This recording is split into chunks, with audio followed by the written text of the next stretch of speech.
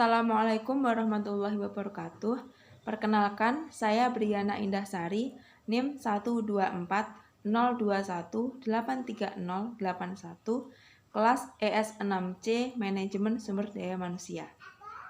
Pada kesempatan kali ini, saya akan menjelaskan mengenai isi poster saya yang berjudul Manajemen Karir.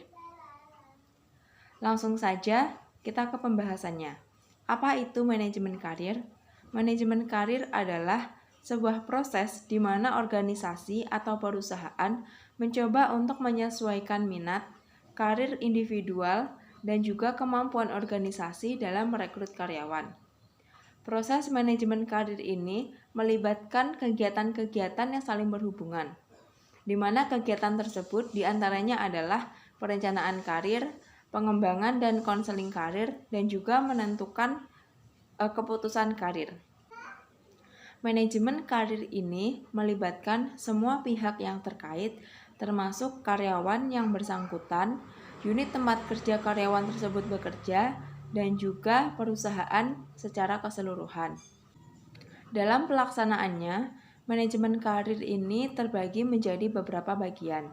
Yang pertama, efektivitas karir. Yang kedua, tahap pengembangan karir. Dan yang ketiga adalah perencanaan karir. Yang pertama, efektivitas karir. Efektivitas karir ini merupakan penilaian individu yang berkaitan dengan kesesuaian karir. Dalam lingkungan perusahaan, efektivitas karir ini dinilai dari sejauh mana karir tersebut berhasil dan memuaskan bagi individu atau karyawan yang bersangkutan. Yang selanjutnya yaitu tahap pengembangan karir. Tahap pengembangan karir ini terbagi menjadi 3 tahap. Yang pertama tahap awal, yang kedua tahap pertengahan, dan yang ketiga adalah tahap akhir. Pada tahap awal, biasanya manajemen sumber daya manusia dan juga karyawan harus bisa memastikan bahwa orang-orang di dalam perusahaan harus tetap bekerja atau bergerak secara efektif. Jadi, perusahaan membantu karyawan untuk mengeksplorasi karirnya pada tahap awal ini, melalui orientasi dan juga mentoring, di mana biasanya diberikan tantangan kerja dan juga tanggung jawab yang efektif. Yang kedua yaitu tahap pertengahan.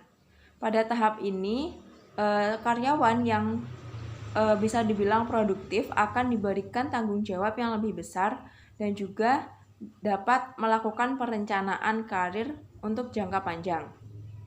Yang ketiga adalah tahap akhir, di mana pada tahap akhir ini biasanya ketika seorang karyawan memutuskan untuk melepaskan diri atau mengundurkan diri dari jabatannya, karyawan tersebut harus memberikan pelatihan kepada seseorang yang akan menjadi penerusnya.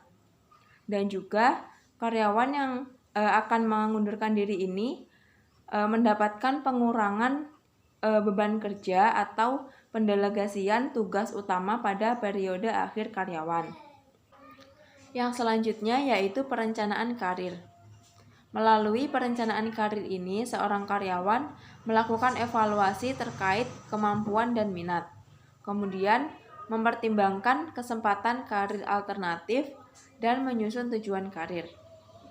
Perencanaan karir ini memiliki 2 elemen, yaitu yang pertama, perencanaan karir individual, dan yang kedua, perencanaan karir organisasional.